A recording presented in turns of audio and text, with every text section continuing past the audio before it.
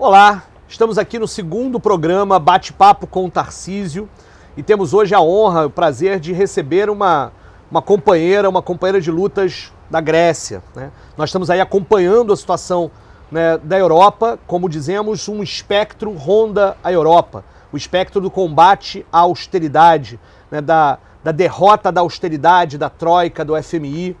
A eleição, a vitória da Syriza nas eleições gregas, nos encheu de muita esperança e expectativa, né? No sentido de que pode ser a vitória daqueles que acreditam ter um outro caminho para o próprio mundo, né? De ser um Estado, um governo que promova políticas que coloquem a vida acima do lucro. Será que é isso? Será que o Syriza vai conseguir atender às expectativas e superar os desafios que estão colocados nesse mundo que a gente vive? Para tudo isso, para responder um pouquinho, para bater um papo sobre isso, estamos aqui com Nassi, militante do Syriza, estudante de arquitetura, que vai conversar um pouco com a gente hoje.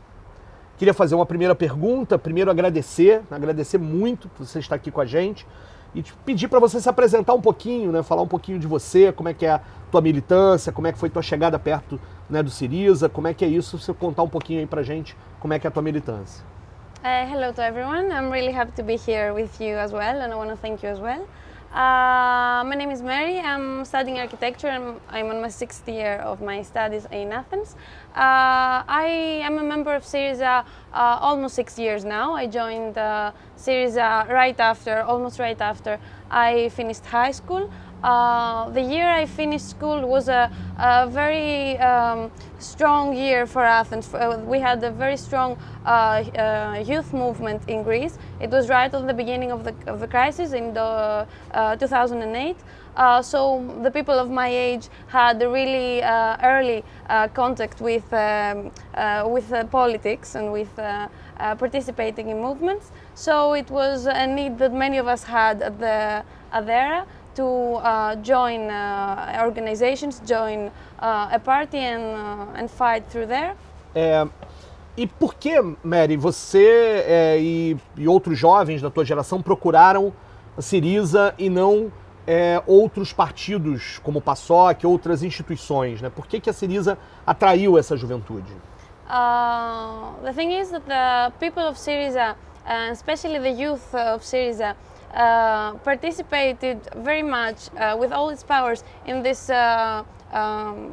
young people's movement, and also even though we could see ourselves being represented from other organizations and parties of the left, which also had a very strong activation in the movements, Syriza was something different for the Greek left, because it was a new project that tried to unify the left, and this for us made things very clear that it was the right path to go. It was a new project that helped the left organizations and parties re-enter the social life of Greece, as they had been marginalized for many years.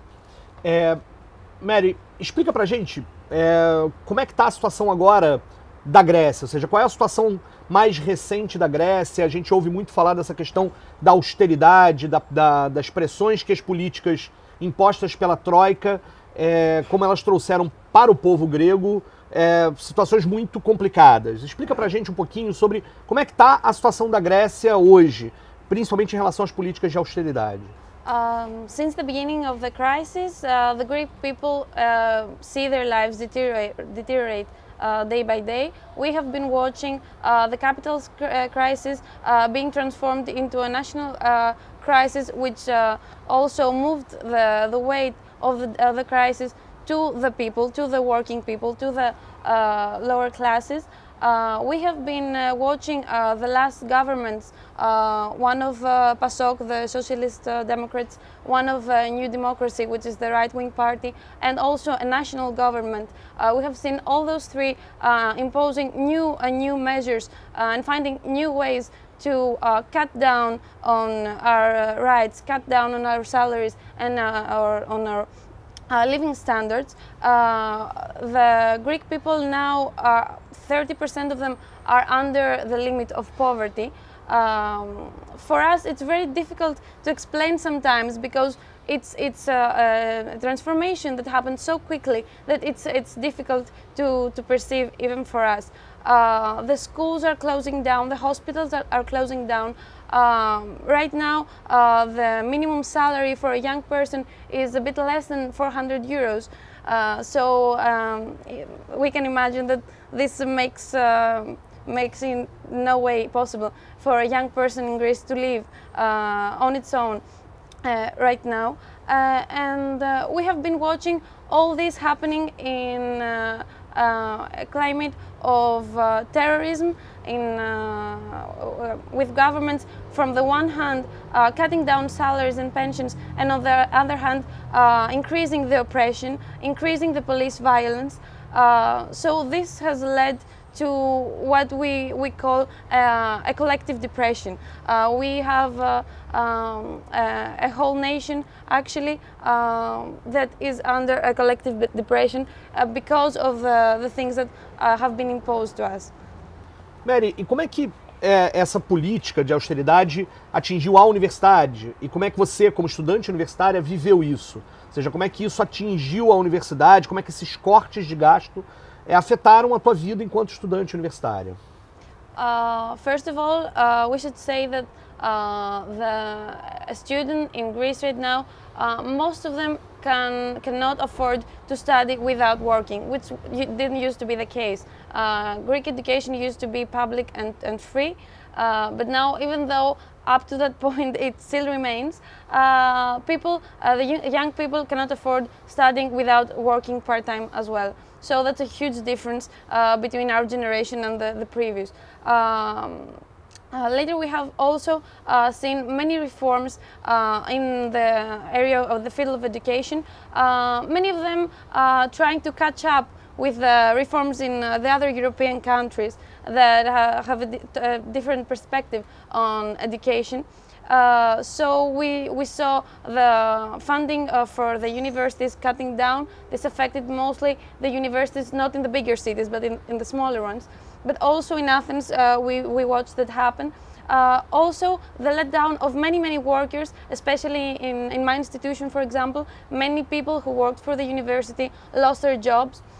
So this made our daily life in the university impossible, because many of them had also academic jobs. So this for us was a point that we started to organize ourselves along with the employees and trying to fight back those policies all together.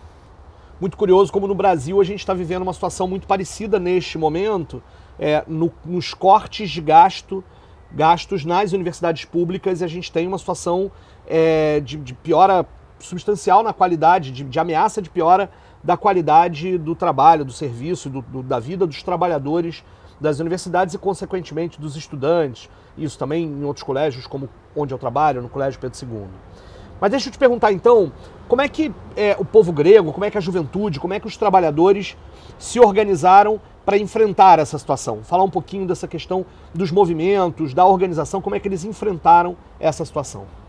All those years in Greece we have seen various movements with great strength, with great endurance, in different sizes and in different with different demands. But we have seen a variety of ways that people organize themselves. We have seen an extreme number of general strikes happening. We have seen the students mobilizing for the education in various times, and also, as I said before, organizing themselves along with the workers of the universities, which was something very new and very interesting, to fight back on the attacks of the governments. We have seen the people organizing to protect the natural environment, as we see still happening in Skouries right now, where the enterprises want to take the natural space and make profit out of it, and the people there, along with the people of all Greece, are protesting against this. We have seen people organizing solidarity networks, which is something also very interesting and new for the recent history of Greece, making auto-organized schools, auto-organized pharmacies, auto-organized kitchen, all sorts of things. And the peak of all that was, although it was in the middle, not close to the end, by end I'm referring to the last elections, was the Indignados movement, the Squares movement, the Occupy, which took great dimensions, which was a great, very educative and a great inspiration for all of us in the left. We saw people who had never been in a manifestation ever before in their lives, joining each other in a fight against the policies of the governments. We saw how this collective type of organization and fighting can change people's minds, can actually create more radical ideas, can create also more radical practice in the streets, in the way we perceive fighting and protesting. So all of that are great experiences, and also have many things to give us for the future to come, which we hope will be full of movements as well. É muito curioso como você fala, quando você conta pra gente, e me faz lembrar que a gente, no ano passado, né, participou de um processo eleitoral em que a gente dizia só a luta muda a vida, né? Em que a gente tentava traduzir num projeto político o processo de mobilização e ajudar, inclusive, de que esse processo político eleitoral, essa disputa das eleições, pudesse ajudar a mobilização social e trazer mais gente para as lutas e para a mobilização. E aí eu acho que para a gente é muito importante entender como é que, na experiência da Syriza, como é que esse processo de mobilização social se transformou num projeto político que chegou a ser vitorioso. Então conta pra gente como é que é esse processo da rua para um projeto político na formação da Syriza. Conta pra gente como é que isso aconteceu. So I'll continue a little bit on the example of the Occupy movement, because I think it's very indicative of exactly this process that led Syriza to be the government, the Greek government. To me, it was very important that Syriza didn't fear the complicity of this movement. It was a movement that was comparted by many different identities. There was people there with more nationalist characteristics. There was people who had with him all those characteristics of the Greek middle class that was forming the previous years. So to me it was very important that the Syriza, the militants of Syriza, did not fear that. They entered and participated in this movement as an organic part of it since the day one, since the first assembly on the Syntagma Square. We were there doing everyday work, helping along with all the others to construct this very interesting thing that was comparted by many different groups and forms. So to me, this was the first very important thing, because at first it was a movement that was against everything politic in general, against every party, against politicians, and the fact that they saw that people, the left people, although they belonged to a party, were there struggling with them, with the everyday things, along with the fight against the police violence, made them realize that we are people like them. We are a part of the society. We're not something else. We are not rich people in an office who are doing politics for a living. We are people like them. We have problems like them. And this helped build confidence in the party of Syriza, along with the rest of the left.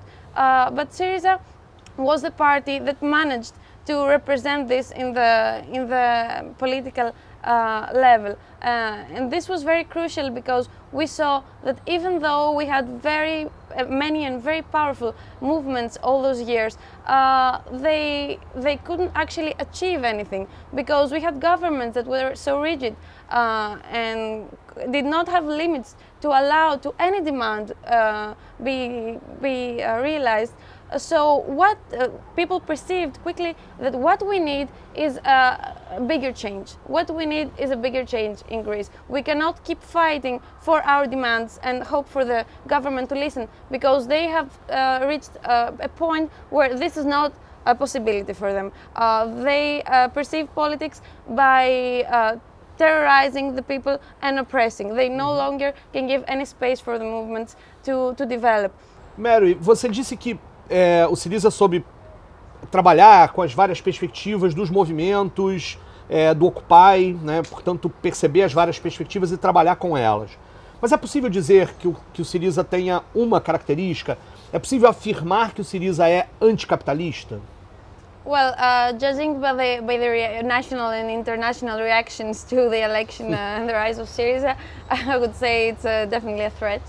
Well, in reality, Syriza is a party that was created by uniting many different parties and organizations of the Greek left, which have different ideologies, and we're trying and collaborating beyond of that, trying to build a party that's struggling, it's giving a fight for the people's lives today, that's trying to give an end to those immense attacks that the Greek people have received all those last years, and at the same time trying to build a different future. Already we are trying with the first laws that passed from the Greek parliament after the election of Syriza. We're trying to give our different perspective on how we perceive life itself, on how we perceive the participation of people in the political life. So to me, the future will show how far we can go with this. I hope really far, and by what we've seen up to now, this has really good perspective. E assim a gente termina a primeira parte do bate-papo com o Tarcísio, com a Mary Nassi, da Syriza, e convidamos você a aguardar a semana que vem, quando lançaremos a segunda parte do programa. Muito obrigado por você que nos assistiu.